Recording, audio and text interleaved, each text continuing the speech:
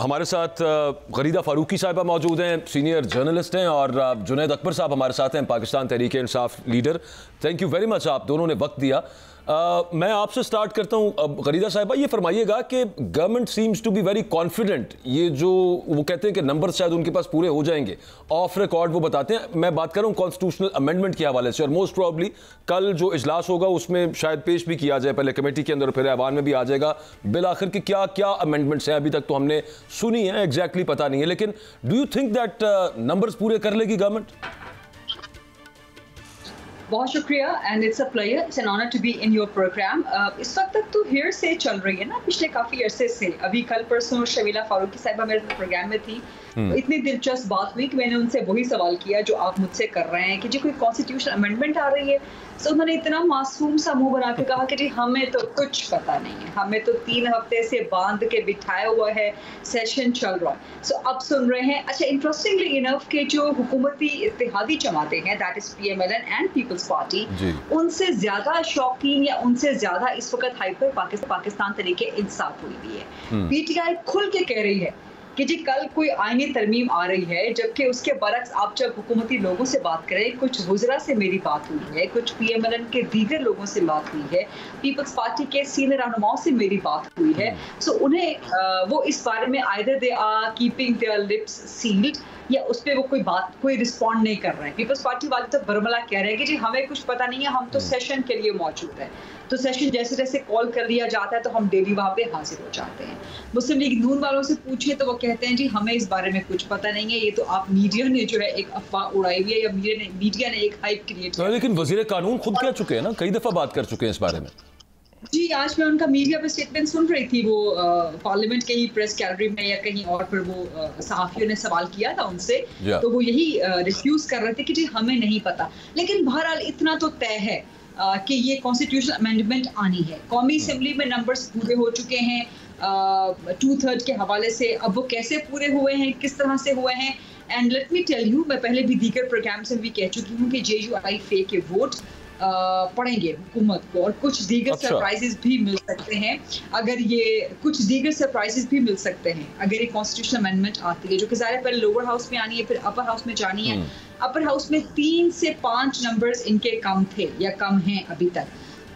सो वहाँ पर भी अगर किसी से बातचीत चल रही है, कुछ हो रहा है इंडिपेंडेंस वगैरह के साथ, लेकिन अगर हुकूमत पर उम्मीद है, और आप देखिए कि आज जुडिशल कमीशन, आपने कहा कि मौलाना फजलुर रहमान की जो जमात है JUIFA, it will go with the government, आप यानी कि वो वोट करेंगे कॉन्स्टिट्यूशनल अमेंडमेंट के लिए। आपका ख्याल है, क्योंकि मौलाना साहब ने कल एक सजेशन भी दी, उन्होंने कहा कि अगर आपने करना है तो बाकायदा तरीके से एक कमेटी के अंदर अपोजिशन के लोगों को भी शामिल किया जाए, इसको जरा ट्रांसपेरेंट रखा जाए, पूरा फार्मूला दिया उन्होंने।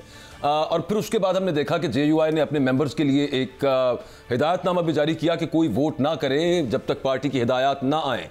आज उनका फिर कुछ थोड़ा सा मुख्तलिफ बयान आ गया कि अगर वो जिस तरह की हम समझ रहे हैं अमेंडमेंट्स वो हुई तो हो सकता है हम वोट कर दें।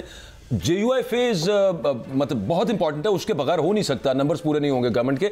आपकी राय के अंदर क्विकली, यू थिंक के मौलाना and his party will vote for the constitutional amendment? मैंने राय तो नहीं, मैंने आपको खबर दी है। इस वक्त तक, जब तक कि मैं आपका प्रोग्राम रिकॉर्ड कर रही हूँ, इस वक्त तक जब कि आपके पास मैं ये प्रोग्राम रिकॉर्ड करवा रही हूँ, तो खबर यही है, इस्लामाबाद में खबर यही है कि मौलाना फजलुर रहमान JUIFA आईनी तरमीम के हवाले से वोट दे देंगे हुकूमत को। और ये टैक्टिक्स होते हैं, पॉलिटिकल टैक्टिक्स होते हैं, कोई नए नहीं है इसमें, कोई अचंभे की, कोई हैरान होने की बात नहीं है। कभी आपको अपनी पॉलिटिकल पोजीशन स्ट्रेंथन करनी होती है, कभी आपको अपनी पॉलिटिकल बार्गेन बढ़ानी पड़ती है। बहरहाल सरप्राइज PTI के लिए लास्ट वन होगा, और PTI को भी पता चल चुका है कि ये कॉन्स्टिट्यूशनल अमेंडमेंट पास होने जा रही है और ये हो जाएगी, और आला अदलिया के जजेस की उम्र जो है वो बढ़ा दी जाएगी। अच्छा, इंटरेस्टिंगली इनफ जो जुडिशल कमीशन का इस वक्त इजलास चल रहा है, वहाँ पे जस्टिस मुनीब अख्तर ने जिस तरह से पूछने की कोशिश की और उसको जिस तरह से रिस्पॉन्ड किया अटॉर्नी जनरल साहब ने कि जी आप ये सवाल नहीं कर सकते, ये बिल्कुल ये एक कानूनी उनका जवाब था, क्योंकि ये पार्लियामेंट का प्रेरोगेटिव है कि वो कोई भी कानून साजी करे, कोई भी आइन में तरमीम करे, तो ये पार्लियामेंट का प्रेरोगेटिव है। जुडिशल कमीशन के पैरामीटर्स में, उनकी जुरिस्डिक्शन में ये चीज़ फॉल नहीं करती। लेकिन इंटरेस्टिंगली अभी JC का इजलास भी चल रहा है, कल पार्लियामेंट का दोनों ऐवानों का इजलास बुला लिया गया है, तो होने तो कुछ बहुत बड़ा जा रहा है, और इसमें जहाँ तक मेरी रीडिंग है जस्टिस काजी फाइज़ा को एक्सटेंशन मिल जाएगी और वो एक्सटेंशन ले भी लेंगे और ये पर्सन स्पेसिफिक भी नहीं है, इसमें तमाम जज साहिबान जो हैं वो इस सबकी उम्र जो है नहीं, ये वाकई कमाल है। वो एक दो दफ़ा तो पहले वो अटॉर्नी जनरल को कह चुके कि मैं उन्होंने कन्वे किया था और फिर दिस न्यूज़ वाज पब्लिश्ड, ये खबरें छपी थी कि काजी साहब ने कहा कि मैं नहीं लूँगा। फिर उसके बाद दोबारा उनका आ गया कि अगर सबको मिल रही है तो फिर उसमें मुझे एतराज़ नहीं। हमने देखा शहजाद भट्ट साहब, उनके जो सेक्रेटरी हैं उनका एक प्रेस रिलीज उनके सेक्रेटरी ने भी कर दी और इसी हवाले से की जिसमें वो बताना चाहते साहब आप ठीक फरमा रहे हैं काबिल मोहतरम। अब उन्होंने तो वाज़ेह कह दिया, लेकिन इस मुल्क की रवायात ये हैं कि बड़े से बड़े जो सरबराह होते हैं वो भी लेते नहीं हैं, हम ज़बरदस्ती उनको दे देते हैं और बिल आखिर मुल्की मुफाद एक अच्छा लफ्ज़ है, हम अखबारों में भी थे तो ये बातें चला करती थी। लेकिन मैं मौके से फ़ायदा उठाना चाहता हूँ। काबिल एहतराम गरीदा फरूकी साहिबा, थैंक यू वेरी मच, आप हमारे प्रोग्राम में तशरीफ़ लाई हैं, बहुत काबिल एहतराम है और बहुत ज़्यादा सोर्सफुल है। अगर एक साइड पर ये जो आप फरमा रही हैं मौलाना फजलुर रहमान वाली बात के ये जो वोट डल जाएंगे और आईनी तरमीम आ जाएगी और ये चीफ जस्टिस वाली मुद्दत मुलाजमत वाली आप जो बात फरमा रही हैं, आपसे पूछना चाहता हूँ कि फिर अगर ये हो भी गया, लेट्स से अगर ये हो भी गया तो आपको अगले माह में क्या पीटीआई मुस्लिम लीग नून हुकूमत आप क्या देख क्या रही हैं, मुल्क किस जानिब जा रहा है, मुझे थोड़ा सा उसका नक्शा खींच के बताना पसंद करेंगी? जी बहुत शुक्रिया आपका और आपके अच्छे अल्फाज का भी बहुत शुक्रिया और इन्हीं आपके अच्छे अल्फाज को मैं आपके लिए भी रिटर्न करूंगी। हम सब सहाफ़ी हैं, सहाफ़ियों में ख़बर की दौड़, ख़बर की तगोदो ये हमारा बुनियादी काम है।